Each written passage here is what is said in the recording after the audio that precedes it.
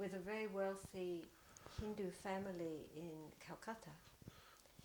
And we heard this. So at that time my mother was with me in Dalhousie. So then we went by train, third class, to Calcutta, and we stayed there in the house with him.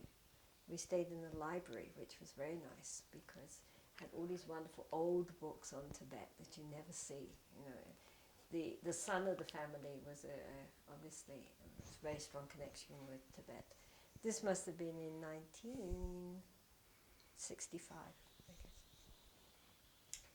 And so that was very nice, and His Holiness was there, and he said, well, you know, I'm very busy, so I don't have too much time, but, you know, you sit here and do your thing, and I'll sit here and do my thing, and from time to time we'll look at each other, and that would be nice. And so that's really what we did. We spent all day just being around, and there were one or two other Westerners that turned up too, and so we all just sat and talked to ourselves, and His Holiness was doing his thing, and we were doing ours, and we were just all together, and we ate together.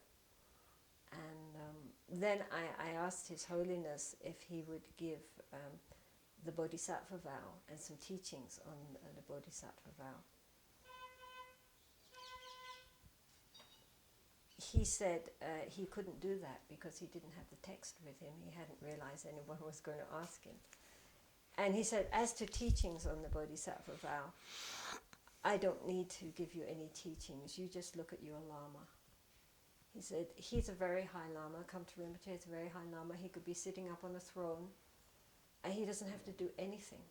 And people would always show him respect and take care of him. But instead of that, he's killing themselves for their sake. And if you think he takes even one breath for the sake of himself, you have wrong views. So that was my teachings on the Bodhisattva Vow.